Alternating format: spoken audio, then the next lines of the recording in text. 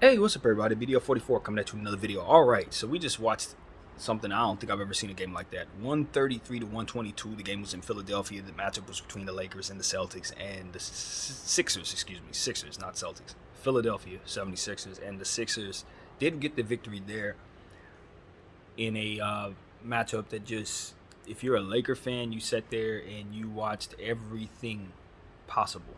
You saw it all in one game.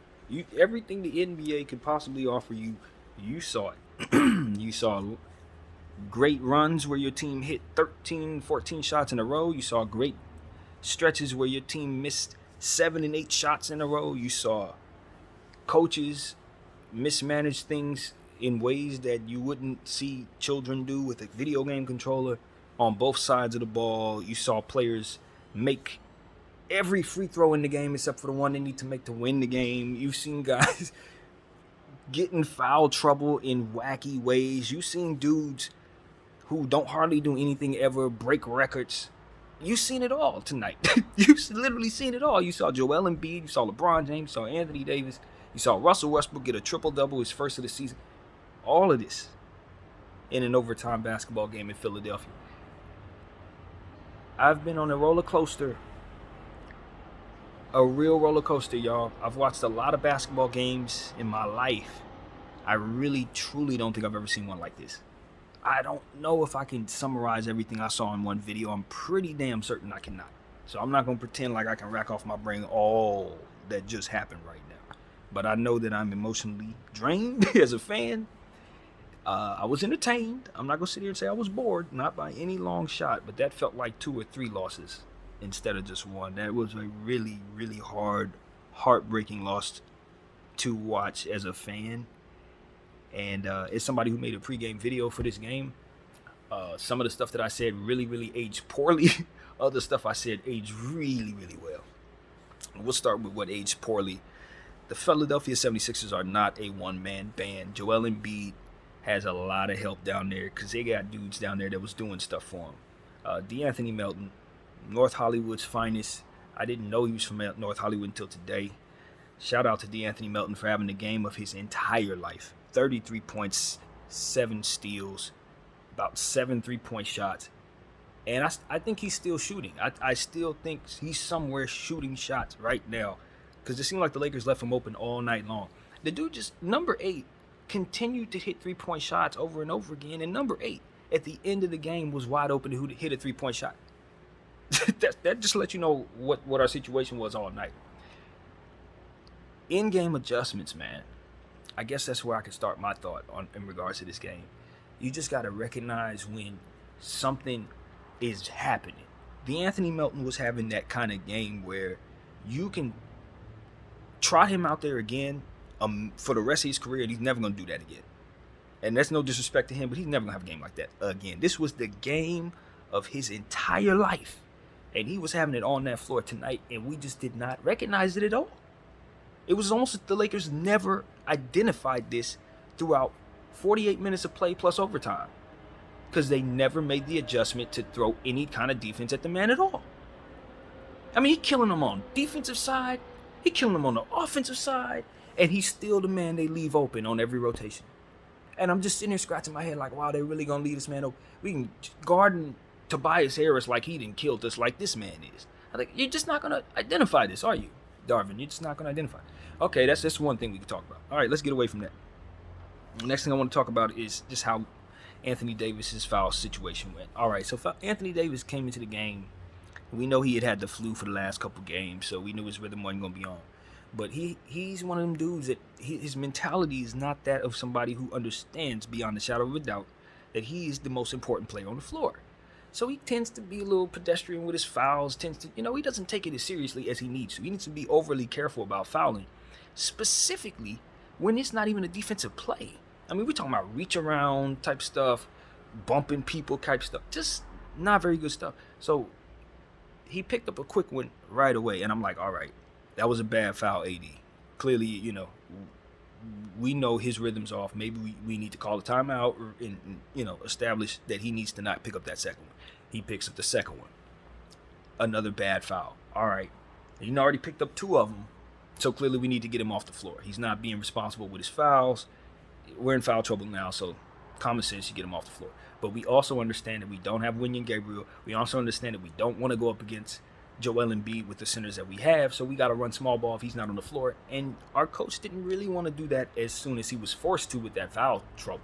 So coach played the cowboy range role and decided to leave him out there. The problem with leaving him out there is, again, we're three men deep. You know, we're a 3-star team, and the rest of our guys are role players who are really, really trying to make it happen. But you don't want to lean on those guys for any length of time at all. And that's just the fact of the matter. And on top of that, with Wenyen missing, you also got him running out of position in some cases. So it's like we need AD on the floor, and I get why you want to be cowboy in this situation. That's Joel Embiid over there. But at the same time, that's Joel Embiid over there, and you got 48 minutes to consider. So if you're going to be cowboy right now, you're giving up the fact that you could be also without him for the good majority of the third quarter, or the second quarter, rather, if he picks up that third foul in the first quarter. Well, lo and behold, he picked up that third foul. And Darvin Ham had to pull him, and we ended up going down by 13 in that situation. Now, Darvin put him back on the floor with 10 minutes to go in the second quarter, the very beginning of the second quarter.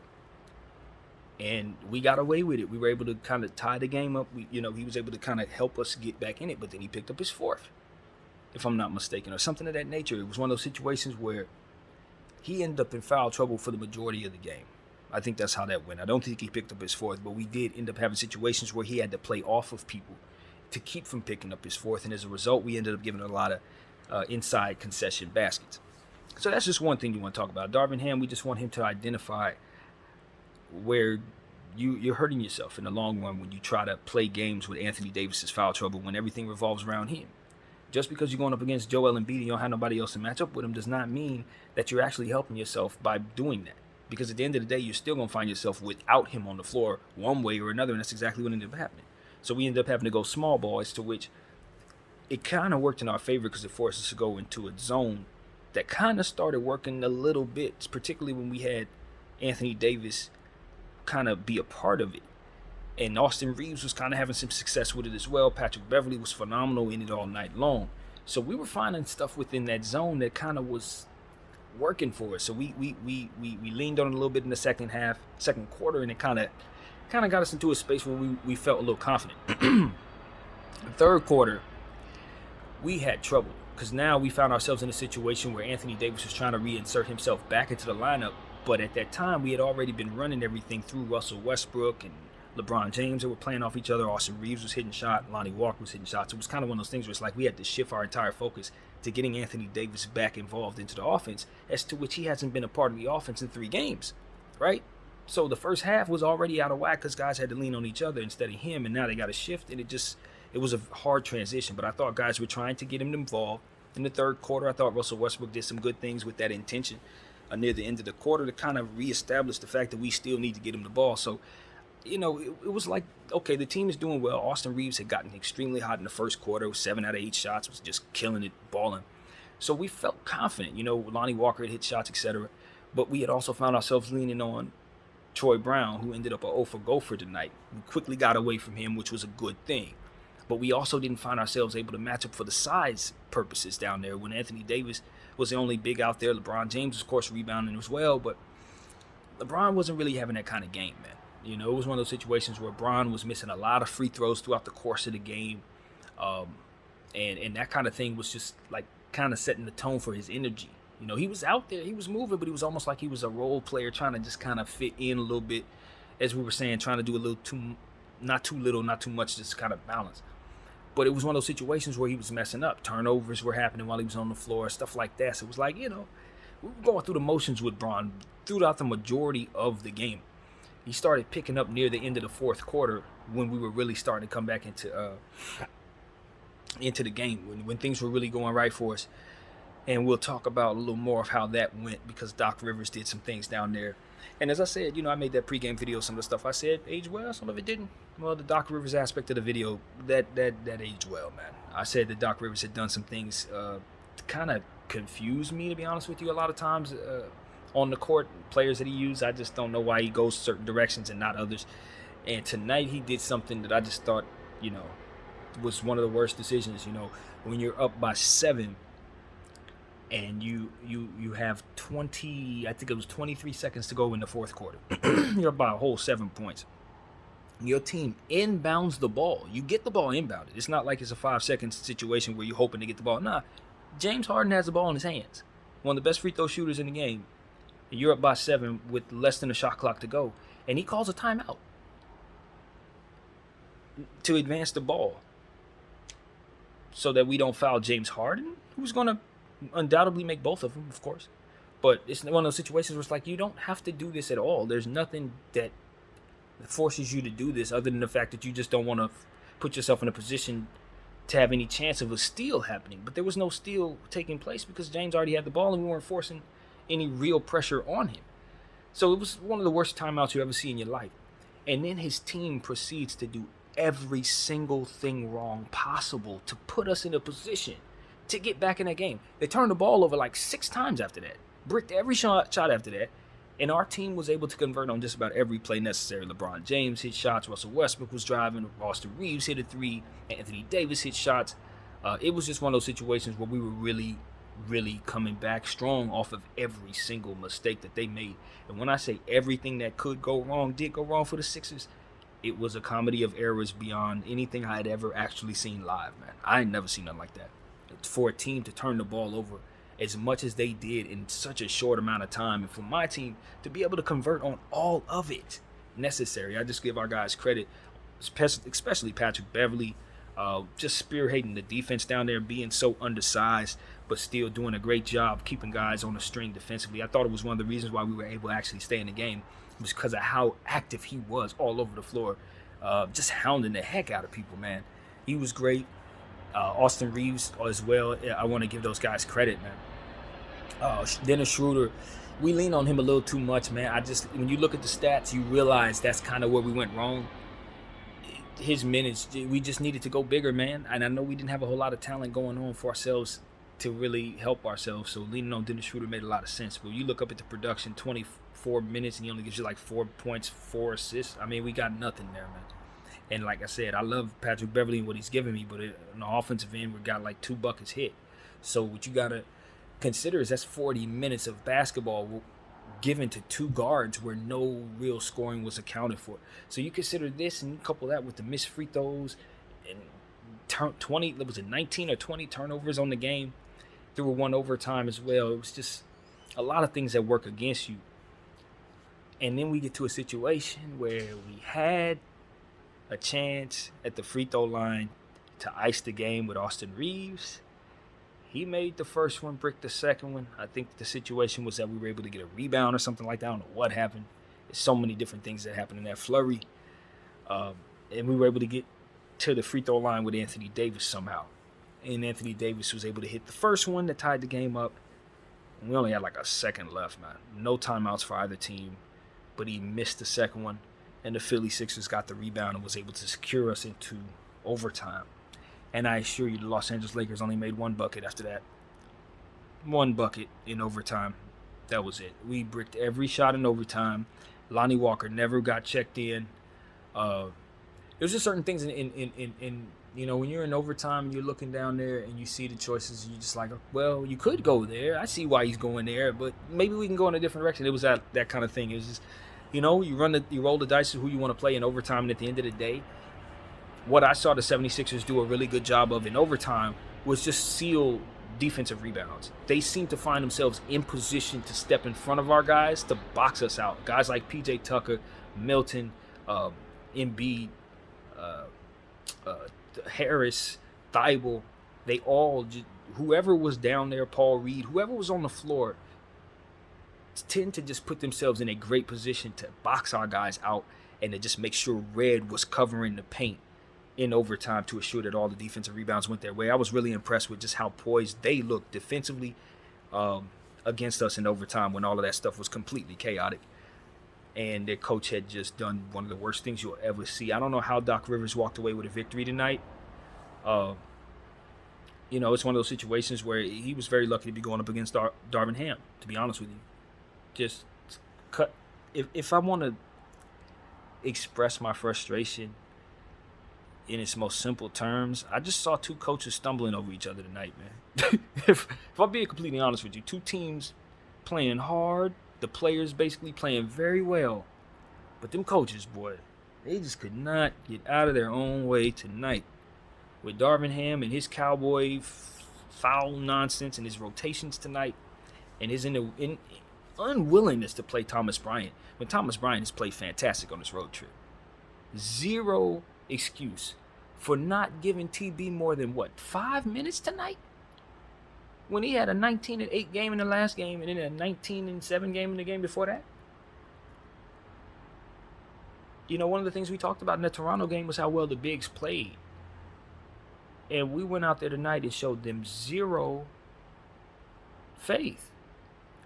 And I just don't understand the logic when you're going up against a guy like Joel Embiid and you really need the size. And I get it. You want to run a zone against him because he's that talented. So maybe you don't need a center on the floor to guard him. But you do need size on the floor to rebound. You do need size on the floor to make up for what is going on when you do run a zone out there without AD on the floor. Yeah, I just thought that the coaches really hurt their teams tonight.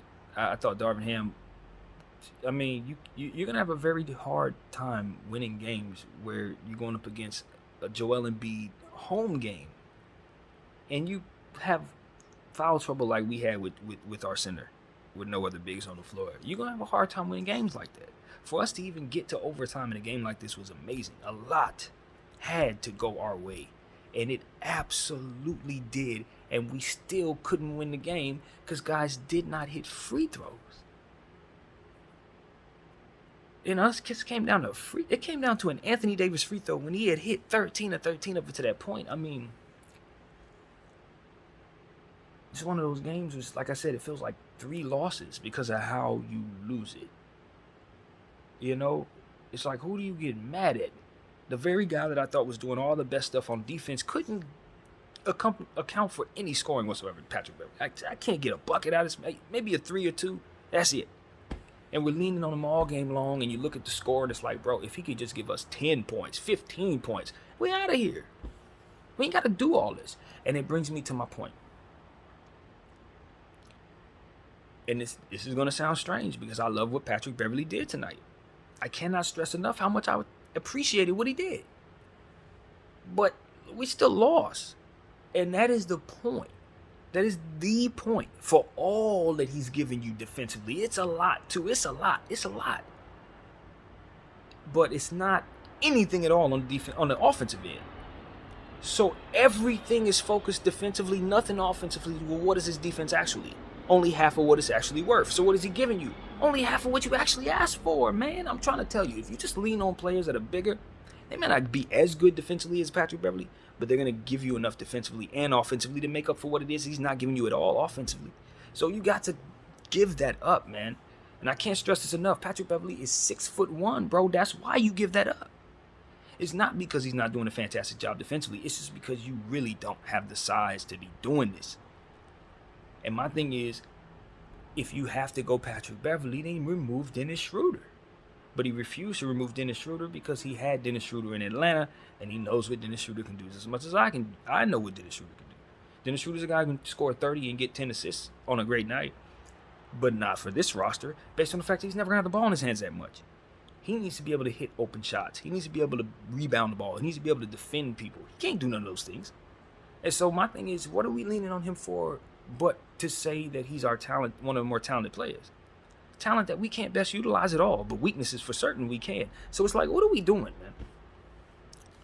And this brings me back to a point that is very important. And I don't think that the Lakers made a mistake. I just think that these two things can't be necessarily in the same place at the same time. And that's taught us this last year. You cannot have a rookie coach in a championship win-now situation. Not everybody's going to be able to do what the Celtics did last year. They had a very special roster to go along with their rookie coach. You understand what I'm saying? So when you trot a rookie coach out there, he's going to do things that rookie coaches do that are going to cost you basketball games because they have to learn those things on the fly. You just got to learn that you can't do that against Joel Embiid. It has to cost you a game before you understand it. You got to fear that. He going to fear it now, But he had to go through it first, and it cost us a game, man. So it's one of them situations where it's like, look, I've watched so many size mismatches, and it's just because he ain't putting the right people on the floor.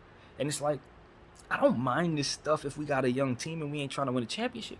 But when we got 3 players making $100 million a piece, basically, and they all supposed to be winning the championship right now, we can't afford to have games where the coach just mismanages timeouts and mismanages foul trouble and stuff like that. And it just, you almost guarantee yourself a loss, man. It's a guaranteed loss, essentially. And all the things went right for you down the stretch of the game, but you still lose the game because of the initial mistakes you made in the first place that ultimately lost you the game overall. And that's what it really comes back to. It always was about AD's foul trouble, because at the end of the day, he couldn't be aggressive as he needed to be in the key moments when he was on the floor because he was in foul trouble. See? And you play him in foul trouble, he has to be half of himself for you defensively, as to which you're not getting the most out of him. So what are we looking at? You're leaning on a half of Patrick Beverley and half of Anthony Davis. And that's your main defensive players. See how that works? It's all bad. It's absolutely all bad. And somehow, because we were going up against the great Doc Rivers, we found a way to have a chance to win the game and did not do it. And that's the part that just makes it very difficult to appreciate what it is that was all there to see positively. Because there was so much great defense played. I think we got a lot of floor time with that zone, and I think that zone really showed us that we can run it and run it with success.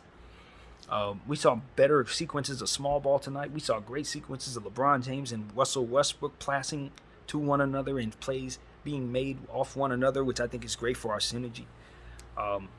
Like I said, Austin Reeves was red hot and was a superstar through about 3/4 of this game, and did fantastic things even in down the stretch of it. Just couldn't seem to hit that free throw for us, man. But, all in all, in order for the game to have been an overtime game, you had to see so much good. You had to see guys really, really hustling, battling, diving on the floor, blocking shots, pushing up against people. I want to give LeBron James so much credit for how he was hounding Joel Embiid in the third quarter, leaning on him and just putting himself in position to make things hard for him, drawing charges. You saw guys drawing fantastic charges tonight. Some of those calls didn't go our way. Maybe if they did, things could have went differently. You saw 4-point plays that I thought were just ridiculous. A lot of James Harden stuff that only comes when you're watching a James Harden basketball game, which is really irritating for most fans that are not rooting for his teams. Enough of that was said in the halftime video. I don't have to reiterate my frustration there, but I just would love to see the game officiated without so much there to see rhythmically in terms of foul calls and stuff like that. It's irritating. If you see a foul, call it, but don't make it like it's a drum pattern or something. I mean, come on, man. I know these guys are typically going to be fouled with certain sequences you're going to see over and over again. A guy leans a certain way on a foul shot, he's automatically going to be fouled, of course, in most situations. But it's getting to a point where it's like when they see certain sequences, whether the contact is there or not, they're just calling it. And guys like James Harden know that, so they're going to fall on the floor a certain way. And it's like, man, enough of this tired nonsense. Stop allowing this man to con the sport. And he ain't the only one. We know who they are. So enough. So I saw a lot of that tonight. I think catered to the Lakers losing. And I thought he did a great job closing the game in overtime. Putting himself in a position to just kind of control things, keep things under control despite all the chaos taking place with his coach. And I want to give Matisse Thybulle more credit as well. He hit a lot of shots tonight. You consider the others on this Philadelphia 76er team, they really took some steps forward after a really bad game that they had in Houston, where they also played some overtime, believe it or not. The 2 overtime games back-to-back, and this time they got the victory at home. But he really bounced back after not really getting no minutes in that game, and then really torched us and hit just about every shot he took, and did some good things defensively as always. So that's a player I really appreciate more so than I think he's getting the credit in Philadelphia. I'd love for us to acquire him, because if he can hit shots, there's really nothing keeping you from playing him. That dude is a problem, a huge problem. So I think the best is yet to come for him.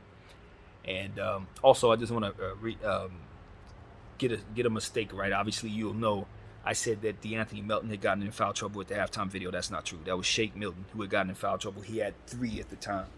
and picked up some more. He didn't really help his team like that, but it didn't matter because D'Anthony had them both covered. He did enough production for 3 or 4 Meltons. So it is what it is, man. The Sixers did what they had to do, despite their coach just doing everything he could to give us the game. I mean, every single thing he could. I've never seen anything like it. I really haven't. And you consider what Doc Rivers not foul, but that timeout was just like literal sabotage. You know, like you start wondering, like, what the hell, man? What is our coach doing? You don't want to say what you're thinking, but it's one of those situations where you look at a guy and say, "What the hell are you doing, man?" Like literally. And now that's as far as I'll say what I'm thinking. But yeah, man, Doc Rivers, bro. I just, whatever, man. He won the game, but I think more of the credit should definitely be given to his players. Just ultimately, Joel Embiid, superstar, the highest order, 39 big points, fantastic defensively. He was able to shoot over a lot of short people tonight. We didn't really give him the defense we needed to give him because of the foul trouble. Anthony Davis just couldn't defend him.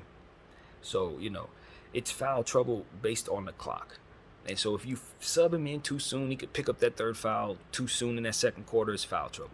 But if you can just hold out in certain moments at a time, if you can get him all the way to the end of the second quarter without picking up that fourth, then you don't have any foul trouble no more. So it's like, it's foul trouble because of how you play it.